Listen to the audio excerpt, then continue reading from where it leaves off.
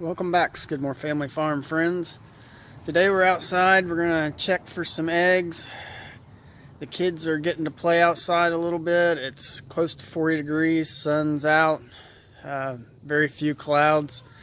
I'm actually over by the fence in the shade so I can see the phone or camera. But let's get over here and check the nesting box and see what we got for eggs. Hi guys, the kids are out here. As you can see, we got the lid open to the nesting box. It's early afternoon and we're just letting it air out with all the rain we've had for the last 2 weeks. We've probably had 10 inches of rain in the last 2 weeks, I'm guessing, plus snow on top of that. So we're just kind of letting the chickens free range out in the backyard and letting the coop dry out because it's not a wood bottom. It's just the soil's underneath the hay. We do like a deep compost type deal with the hay, or deep bedding, and that helps hold the heat in. We have 2 lights. I don't know if you can see, we're on the back side, but yeah, there's one of the lights, and then we have another light that's up high, and the water is what's hanging there, and we have that on a bungee cord. That keeps it up off the ground. The more they drink, the more the water goes up. But I don't see any eggs in here, but they've been out running around, so there's probably eggs over here next to the nesting box. They get over here on the side up against the fence. Let's see if we can see anything. And yep, there's 4 eggs in here. This is where my extension cord comes in. But they like to get over here when we let them out. And that allows them, they get like a private spot, I guess. Makes them feel more comfortable. And Tracy wants to see the eggs. Don't drop them. Hey kids. Who wants an egg? Everybody get an egg. There's 4 of them.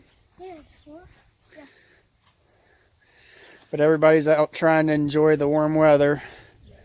Getting rid of some of that cabin fever everybody's getting this time of year with the cold temps and snow and rain and just dreary, depressing stuff. But the coop looks like it's been drying out. We're getting, we had a couple slow days on the eggs. 2 and 3 eggs, and then like 1 day with none. But we're still using the light in the evening. We're extending their light, basically the daylight, by using the heat lamps, which they're the low heat. They're not the high heat lamps. We just use it more as a little bit of heat and then to extend the light more than anything. Daddy, can I put that one? If they'll let you. I'm sure they will. They're... Yeah, they tend to come to you a lot better if you have food. They come out every morning when I'm out here to meet me. If I'm letting them go throughout the backyard, they'll come running to the back door basically and sit and wait on me if I've got food.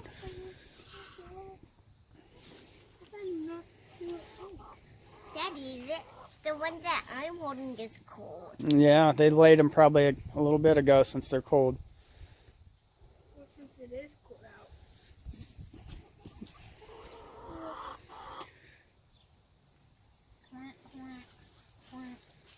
But that's about all out here.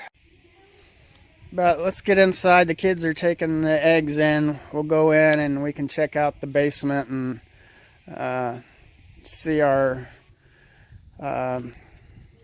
sprouts and all that stuff that we got going. And I've got a whole tray of wheatgrass or fodder out here. As you can see, they still love that.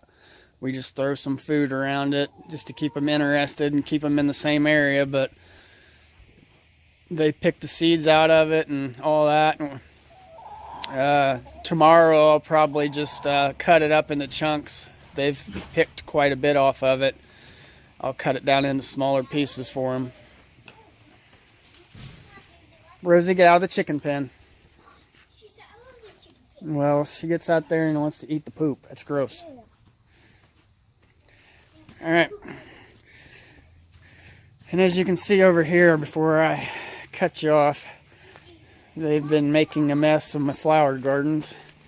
This is like a little sidewalk area that goes around our outdoor grill. And they take all the mulch and dirt and they scratch it all the way over to here, making a big mess. And then they get over here in this little flower bed over here and take dirt baths. You can see they've got little nesting holes basically where they've rooted it all up and taking their dust baths. All right, let's head inside. Okay, before we head back downstairs, we'll do a little chick update. As you can see, they're all doing pretty good. They will be headed outside soon. We're going to start getting them acclimated to being outside this coming week. We'll take them out and let them introduce them to the other chickens and let them hang out for a little bit at a time, and then move the tote outside during the daytime when it's warmer out, bring them in at night, that type of thing. And then after a week or a week and a half of doing that, we'll just set them up outside. They'll be good by then. They'll all have all their feathers in and that type of thing. They'll definitely be ready at that point for outside weather. But other than that, the chicks are doing pretty good. They've started to calm down a little bit too. They've been allowing us to handle them more and treat them more like pets instead of crazy birds.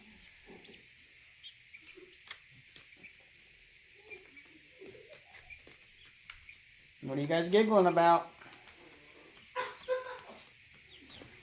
I told the kids to be quiet and they're having a hard time doing it. They couldn't help from giggling. Alright, let's go ahead and head downstairs. Okay, we're down in the basement. As you can see, most of our seedlings are starting to kind of wither up. They're really struggling for light, which was expected. I didn't anticipate we would do even this well with this lighting. I'm surprised that they made it this far. But we know at least we can get things sprouted in another month or so when we know what the weather's going to be more like, to see how long winter's going to last. We can get a better judgment on when we want to start our seedlings, get everything sprouted up, and to plant some stuff outside. And then this, we'll just continue to grow this inside, most likely. I mean, we can do some of it outside, the wheat fodder, but it doesn't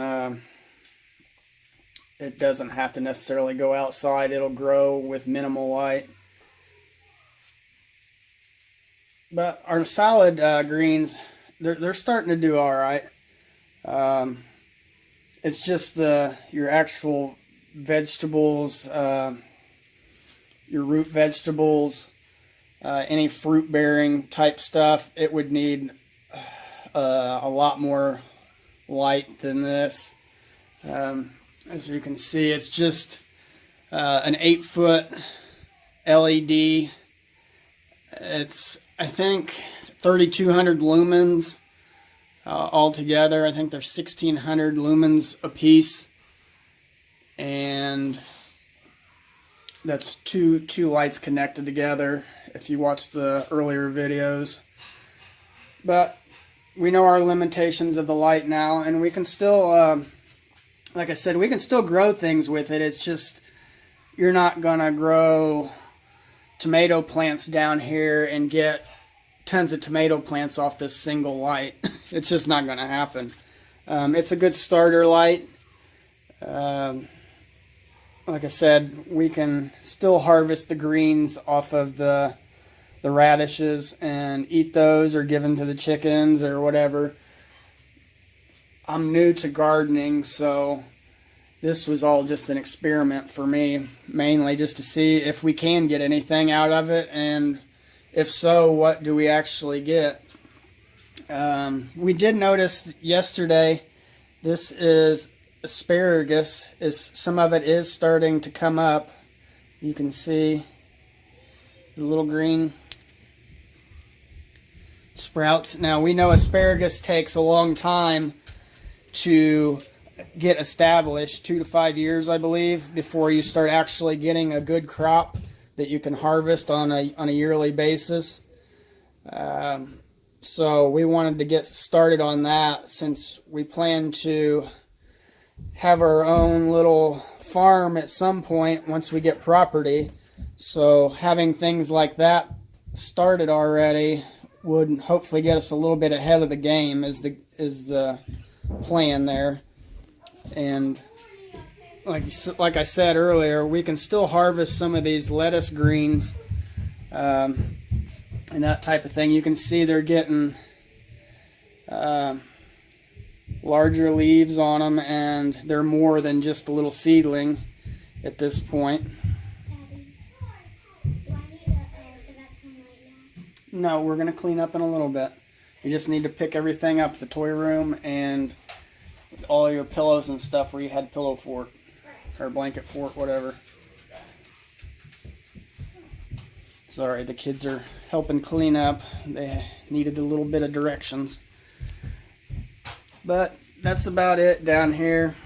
Like I said, this is more so just so we know. I would like to know more of what I can do with what type of lights firsthand. I mean, I can read all about it or watch videos all day long about it, but until you do it yourself, you never know what you're going to run into in your situation, because it's plants and animals can be raised and grown differently all over the world, and you just never know what you're going to end up with or what you're going to have to go through. What works in one place doesn't always work in another. So like I said, we knew the lights from the get-go most likely wouldn't be sufficient, but we are learning what we can get out of it at least, and we'll know what we need to do to upgrade to get more product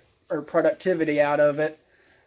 But I think it's still a win-win. It's a learning experience more than anything. So on down the line, when we have a huge garden and that type of thing, because we plan to get to where we grow most of our food and raise our own animals, we need to know what we got to do. Knowing in your head and reading and watching videos only gets you so far in my book. Until you until you actually experience it hands-on, then that's two different things. And I'm a hands-on person, so I needed to do it myself to see what I had to do and what I can accomplish with what we had at the time. That being said, that wraps up another video. Thanks for joining us on our update.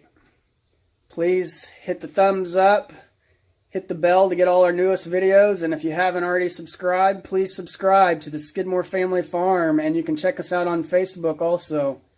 Thanks, have a great day.